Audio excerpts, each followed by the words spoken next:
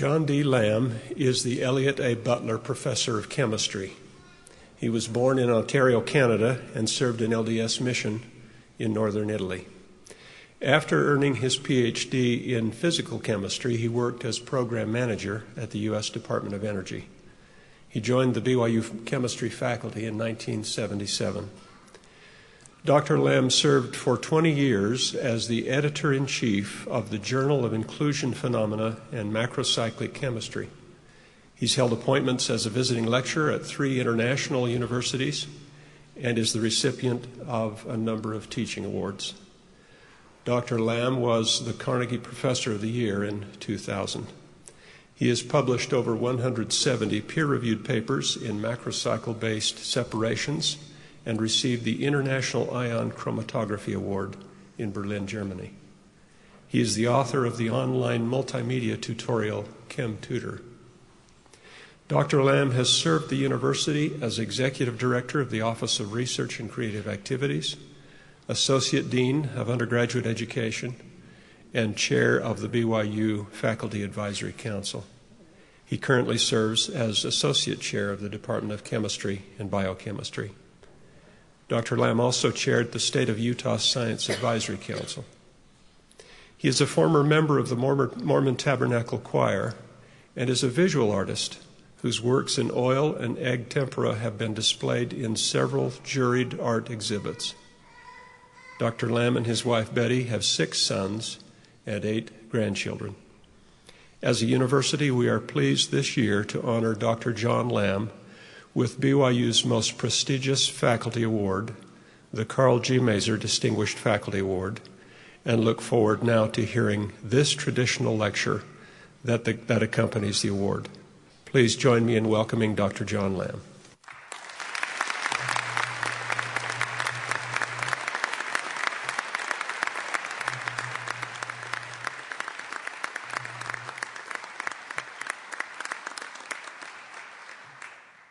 I want to begin by thanking the BYU community for this honor and Vice President Webb for that kind introduction. And I want to thank you, who are my family, my colleagues, my students, and my friends, for coming here today. Let me begin by inviting you to step back and consider your current GPS coordinates. No, don't pull out your smartphone. Just use your smart Cortex. Where are you? The correct answer among all the options A through E is that you happen to be at one of the most privileged places, at one of the most privileged times in all of human history, a 21st century, fully functional university. And not just any university, but a great university. Now, I know you've already spent 12 or more years of your life in school, and more to come, maybe many more if you plan to be a doctor like 150% of the students in my chemistry classes. You're probably weary and may have asked yourselves, is this all really worth it? Is this the best way to spend a quarter to a third of my life expectancy? I think that's a fair question, and one that I'd like to spend a few minutes talking with you about today.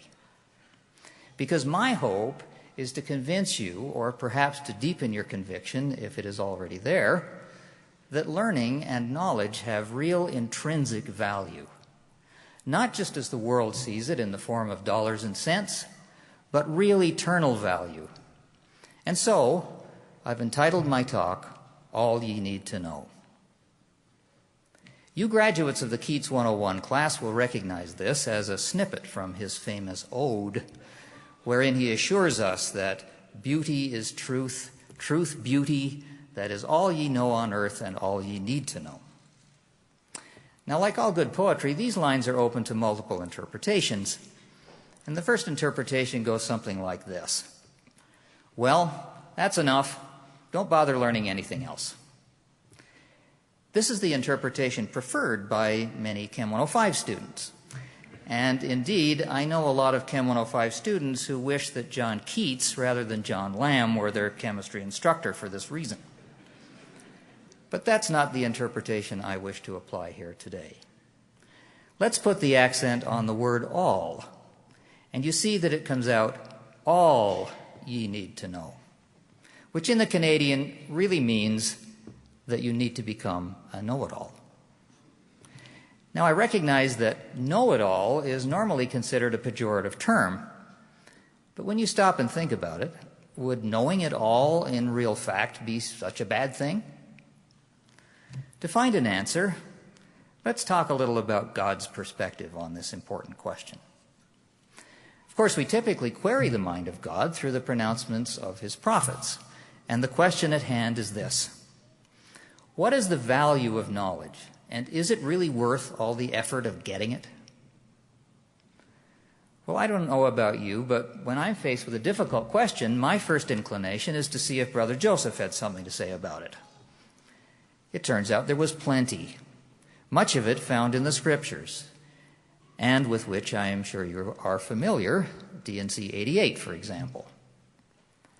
But in addition, let's turn to the sayings of Joseph Smith as recorded in Joseph Fielding Smith's invaluable compilation, The Teachings of the Prophet Joseph Smith. Joseph states, "In knowledge there is power. God has more power than all other beings because he has greater knowledge, and hence he knows how to subject all other beings to him." Did Joseph say God was all-powerful because he was in possession of more money, or was better looking, or had more influential friends, or possessed the elder wand? No, rather because he has great knowledge. Now you might be thinking, okay, when I'm resurrected as a celestial being, hopefully, poof, I'll know everything and then I'll have all power too. But I'm afraid that's not the way it works. Notice what else Brother Joseph had to say. It is not wisdom that we should have all knowledge at once presented before us, but that we should have a little at a time. Then we can comprehend it. And elsewhere, whatever principle of intelligence we attain unto in this life, it will rise with us in the resurrection. And if a person gains more knowledge and intelligence in this life through his diligence and obedience than another, he will have so much the advantage in the world to come. And finally, go on until you learn all the principles of exaltation. But it will be a great while after you have passed through the veil before you will have learned them. Now, this is good doctrine and presents a pleasing outlook to the billions of years that lay before us. The excitement of discovery is in knowing that every discovery will open up new questions to be answered. Knowing all the answers would be like always being full and never being hungry. And I don't think that sounds fun at all. Forgive me if I get a little personal now at this point. I've been privileged to walk these halls nigh on 47 years now, student and professor. I've been mentored and nurtured intellectually and spiritually by great men and women whom I've admired and attempted to emulate. Some of them are here with us in the audience today. Over the years, students have often asked me why I chose science and a career in teaching. So I've tried to come up with a logical answer aside from the fact that it just felt good. Actually, part of the answer lies in the very roots of the word science itself. The word derives from the Latin scientia, meaning knowledge. And so literally, a scientist is a person who makes it his or her business to know stuff. Of course, in modern times, the word has taken on a focus that perhaps fits better the more traditional title, natural philosopher, a label that I actually prefer for my profession. But to the point, being a scientist, getting to know stuff, and to understand the world a little better is a rewarding endeavor for me, indeed, an endeavor that yields a certain benefit well beyond the obvious professional ones enjoyed by those of us who carry the official title, scientist. Indeed, gaining knowledge is something everyone can do. And in this regard, in the broadest sense of the word, everyone can be a scientist. And if we really believe those words from Joseph Smith, everyone should strive to be a scientist. a knower of things, a seeker of light and knowledge, like Abraham, our father. There is intrinsic value and eternal value in gaining knowledge. It is one way of drawing closer to God. It is one way of becoming more like Him. Now, of course, one way of gaining knowledge is by study. On this point, I know I'm preaching to the choir, and I'm sure you students don't need to be reminded any more than you already are about that. Another way is by faith. And surely, hearing the Word of God with faith in Him and His servants has edified the understanding of everyone here many times over. A third way that mankind as a whole enlarges in knowledge is by observation and reason, an endeavor which we commonly call research, and which finds its most productive home in the university setting. That's an interesting word, isn't it? University. Because it captures the scope of what we humans by nature seek to understand. The whole universe. Oh, and by the way, you cosmologists seeking proof of the multiverse, I appeal to you that one is just enough for now. Thank you. So at a university like ours, we seek knowledge about everything. And specifically, we seek to expand our knowledge and understanding about everything by observation and reason. So much has been learned, so much progress achieved in the last few centuries. But let's not get big heads over that fact. You see, it isn't entirely of our own doing. Where research is concerned, where the advancement of human knowledge is concerned, it turns out we have a powerful partner, one who seldom gets much, if any, credit. You never see his name on a peer-reviewed scientific publication. You never see his picture on the cover of Nature. He has never won the Nobel Prize in chemistry or physics or anything. He is Jesus Christ. And what, you may ask, along with Richard Dawkins, is his contribution to the advancement of science, of knowledge, of the universe, at this or at every university or research laboratory? I invite an answer from Brigham Young. Every discovery in science and art that is really true and useful to mankind has been given by direct revelation from God, though but few acknowledge it. It has been given with a view to prepare the way for the ultimate triumph of truth and the redemption of the earth from the power of sin and Satan. Now, I know this is supposed to be a forum assembly, not a devotional. But you see, where knowledge is concerned, on the highest level at least, we don't make a distinction between sacred knowledge and secular knowledge, do we? And why is that? Because God does not make this distinction himself. All truth, all ye need to know, remember, is circumscribed into one whole. In other words, it fits together seamlessly. And the knowledge that is poured out upon the Latter-day Saints, and clearly on the whole world in the latter days, has just one source. Further, it has just one scope: to bring man closer to living in the kind of world God lives in, to live the kind of life God lives. Now, it's interesting to me that LDS doctrine about the relationship between God and mankind, between the nature of God and mankind's capacity for knowledge, differs so markedly from that of traditional Christianity. You see, we don't believe in mysteries in the traditional philosophical sense of the word. That is, mysteries being not just things that we don't understand, but that we cannot ever understand because the answer is inherently incomprehensible to humans, locked away in the unknowable mind of God.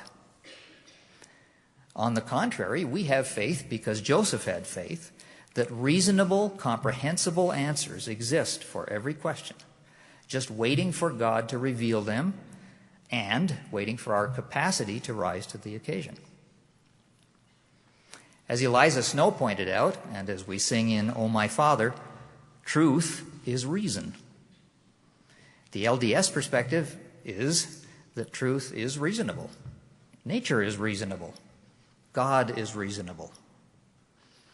We certainly don't have all the answers now, but we look forward to getting them one day, line upon line, precept upon precept.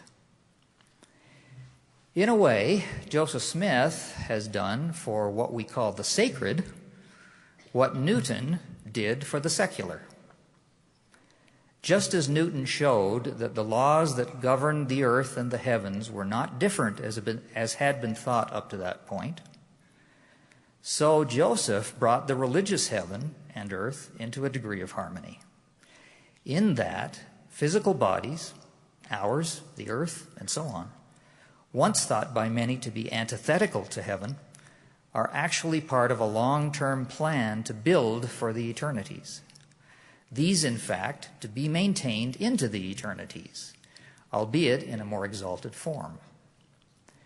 Thus, in Latter-day Saint philosophy, the temporal study of the material world is given a degree of sanctity and eternal value which it otherwise does not possess.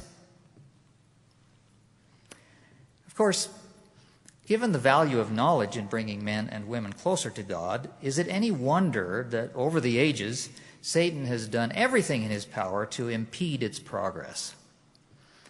Short periods of enlightenment have come and gone, only to be replaced by droughts of darkness. The library at Alexandria burned, the schools of the Roman Empire destroyed, the works of Beethoven and Goethe replaced by Nazi barbarism. Furthermore, holding back knowledge has been a means of enslavement of men and women from time immemorial. Among many examples across many cultures, consider these. Ancient priests in Egypt subjugating peasants by their knowledge of heavenly motions in the Nile flood to engender awe and obedience. Medieval priests making it a capital crime to read or translate the Bible in the vernacular. Taliban goons shooting little girls for going to school. It is amazing to me that the latter event could happen in this day and age. But I think it illustrates how desperate the forces of evil are to prevent knowledge from spreading over the earth as the Lord has intended. As Latter-day Saints, we need to stand as strong opponents of these evil forces and as standards of enlightened learning. Learning is an integral part of building Zion and a central feature of our mission. That is why one of the first things Joseph did in Kirtland was to establish a school of the elders, and in Nauvoo, a university. That is why BYU exists, and you and I are here. It is more than preparing for a profession, it's preparing for the millennial reign of Christ. It is preparing for eternity. Anyone who watches the news knows that the forces of darkness and ignorance are alive and prospering in the world even today. But there is a flood of light and knowledge that is pushing back the darkness as knowledge becomes ever more readily available through the technologies brought about by advances in human understanding. The freedoms and prosperity we enjoy in the West are fragile flowers at an oasis in the midst of a vast historical wasteland of human ignorance and suffering. That flower could easily wither if we don't cherish and nurture it in our own lives and the lives of our children and grandchildren. As spoken by the Spirit of Christmas past, ignorance and want spell the doom of civilization, and we must deter them at every turn. A broad education for every individual and the advancement of knowledge, as admonished by the Lord in D&C 88, underpin the freedoms and the prosperity that we enjoy. Now let me pause here for a bit of clarification. Before I do, excuse me, a little Marco Rubio moment here.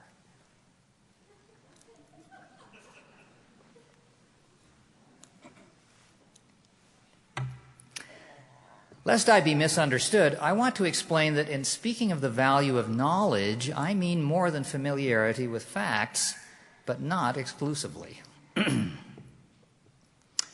It is true that in the 21st century we are faced with an interesting and, to some degree, unprecedented challenge when it comes to deciding what to store in our heads.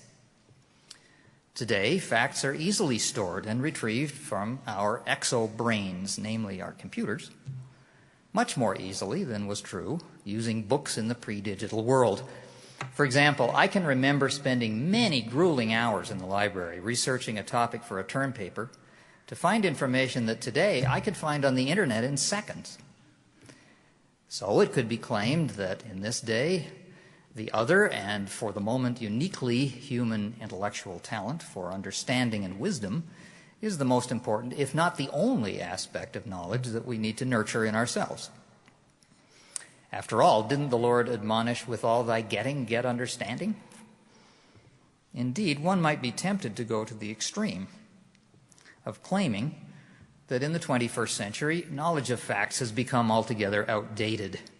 After all, you can always look it up in Wikipedia, right? But let's ask ourselves, can understanding be achieved without learning facts? Along these lines, Hugh Nibley makes an important point about the interesting interplay between facts and understanding. In his essay, Zeal Without Knowledge, he states, if we try to evade the responsibility of directing our minds to the highest possible object, if we try to settle for a milder program at lower stakes and safer risks, we are immediately slapped and buffeted by a power that will not let us rest. We must think, but about what? The substance of thought is knowledge. If the mind is denied functioning to capacity, it will take terrible revenge. In particular, it will invent knowledge if it has to. What he's saying, in essence, is that our minds demand knowledge. It is in our nature.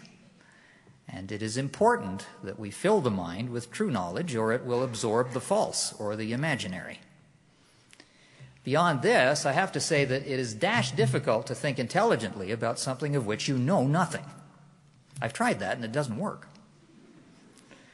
I've heard radio commentators try it, and to disastrous effect, inventing fallacious knowledge right and left, leading to even more fallacious conclusions.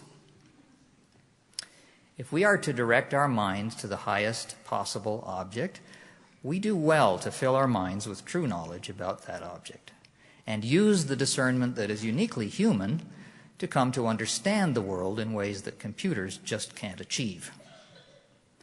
Furthermore, without making the effort to check our facts, it will be easy for us to be caught up in a world which has lost the distinction between medicine and fruit juice, between music and noise, between science and fraud. We have a lot to do in a short time to build up Zion. God has given us a very fertile field in which to cultivate our knowledge in support of that effort. Indeed, we live in a golden age of learning. And yet, I worry that many of us are prone to squander this precious gift. My encouragement to you is this: don't let opportunities to engage in deep and meaningful learning pass by you unnoticed. Open your eyes to light and eliminate the distractions from your life. There are so many inviting but hollow distractions around us these days. Pop culture is well named. It has all the nutritional value of soda pop or cotton candy, all empty calories and air. Now, I like a little soda pop or cotton candy now and then. It's fun. But a constant diet, morning, noon, and night, would ruin my health, and a constant diet of nothing but pop culture will ruin the health of the soul. The problem is that it can be addictive. In fact, if it is distracting you from what is important in life, I invite you to be an iconoclast of pop culture distractions. Smash those game platforms, figuratively, I mean, okay? Apply the mute button unmercifully to MTV. Tell those purveyors of the latest fashions to take a hike. Or at least if you can't put these things away altogether, put them in their place on a far back burner. Instead, why not use the precious little time you have on earth while your brain still functions to drink deeply from the Pyrean spring and apply that knowledge you've gained to good ends with all your might? Oh, and by the way, to help you understand what I mean when I say to do this while your brain still functions, let me make you aware of the kinds of dangers that lurk about you with a little story from my younger days. When I was about 25, a fellow player threw a heavy wooden racquetball racket with all his might into my head and knocked me unconscious. I don't think it was on purpose. I don't think I was winning at the time. I had to have 13 stitches in my head, and I'm sure my IQ dropped 10 points that day. So take a lesson from me. Take every advantage of every opportunity to learn while you can. You never know what a friend might do.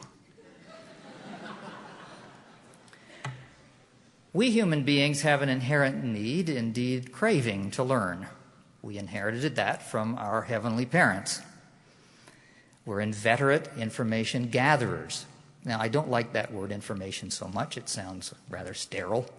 But the word does have one redeeming value.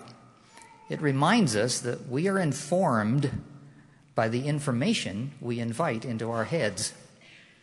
Will that be information junk food? I refer to most of pop culture. Or will we ingest the best that the universe has to offer? I say let's aim for the latter. Our destiny is to be better than what this world alone has to offer. Don't let Lady Gaga or ESPN or Wall Street rob you of that. Your destiny is to build Zion. You were sent here to change the world. You are the last great hope of the world. There is a shining city on a hill that Joseph Smith pointed our minds to. We need to seek it out. Let's make it the focus of our waking moments. Joseph knew that the only way for light to overcome darkness, for truth to overcome error, was for the children of light to grow in knowledge and apply that knowledge with diligence. That's why he was so keen on education, and why we should be also. He had a vision that we could be better than the beasts and live not for today, but for eternity. Let me just ask you a question. Can you imagine living forever? What are you going to do? Get up in the morning and watch the 10 millionth Super Bowl on TV? Eat your 457 billionth pepperoni pizza? Really? What are you going to do for all those billions of years? Whatever it is, it will be an extrapolation of what you spend your time doing now. Now is the time to lay the foundation for eternity. We've just got to divest ourselves of the idea that eternity is something we face after we die. Eternity isn't tomorrow. It's now. There are so many things we should be doing to lay the foundation for a happy and productive eternity. Learning, of course, is just one of them, but certainly not the least. It just happens to be the one I'm focusing on here. Let me encourage you to be not only diligent, but to be eclectic in your learning.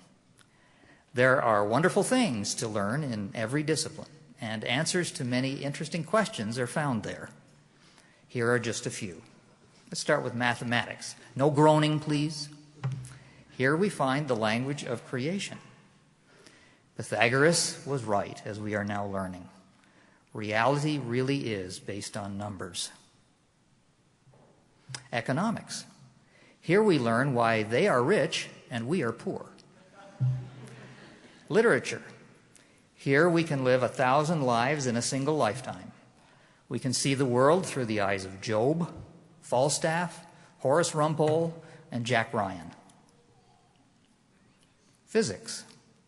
Here we come to know that the world is weirder than we could possibly imagine.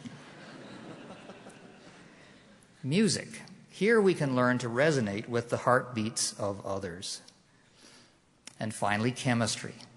The ultimate in human intellectual achievement, which unveils the tiny world that underpins all we see around us. Now, as a scientist, I'd like to share with you a couple of examples of things I get excited about having learned in my lifetime. In the first place, what I have learned about chemistry has given me a totally new and unique perspective on the people in my life. For example, here is my favorite person in all the world. And here is a close-up of her hand. These are what I see of her with my eyes, but science has revealed that the skin on her hand is made up of trillions of cells like these. And inside those cells are nuclei like this one. And trillions of protein molecules that look something like this, all working in a wonderful harmony. And these, in turn, are made of atoms that look like this and operate according to exotic, sometimes mind-boggling rules.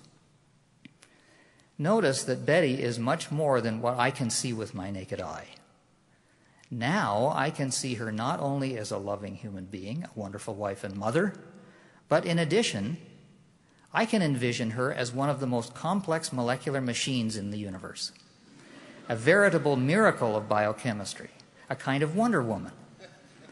Chemistry has given me a whole new way of seeing the world, and probably a whole new reason for sleeping on the couch tonight.